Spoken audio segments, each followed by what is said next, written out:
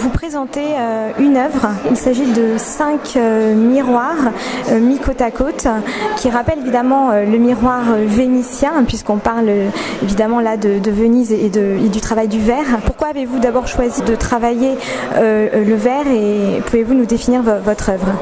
Alors on m'a proposé de travailler pour une exposition qui s'appelle Glastress et qui était exposée au Palazzo Franchetti pendant la Biennale de Venise l'avant-dernière.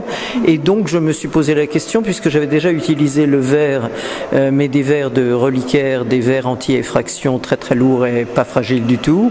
Et je suis quelqu'un qui fait plutôt un travail de portrait et d'autoportrait.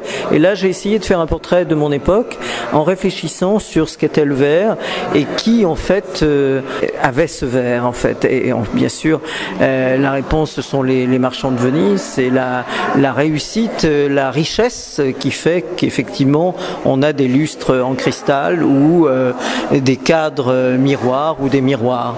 Et donc j'ai fait copier 5 fois le même cadre et j'ai fait créer un réservoir à l'intérieur dans lequel pour chacun des cadres miroirs j'ai mis un matériau qui me paraît une problématique de notre époque.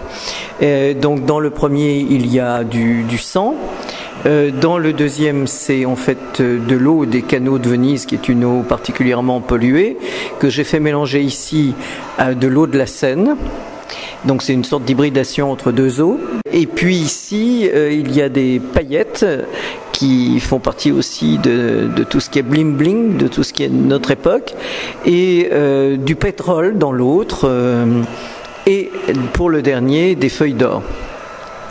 Donc 5 miroirs qui représentent un petit peu, disons, une identité de notre société. C'est ça que vous avez voulu faire passer comme message ?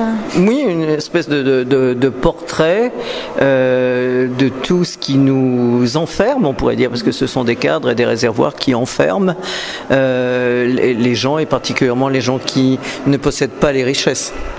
Vous êtes allé à Venise, à Murano, pour réaliser ces 5 miroirs particuliers ? Oui, bien sûr, je suis allé surtout à Murano pour réfléchir et pour voir ce qui se passait, pour voir les souffleurs de verre. Et bien sûr, c'est un émerveillement et c'est fantastique de les voir travailler à la fois avec, il faut une très grande force parce qu'il faut résister à la chaleur, etc. Et en même temps, travailler avec dextérité, mais aussi avec le savoir et avec le hasard.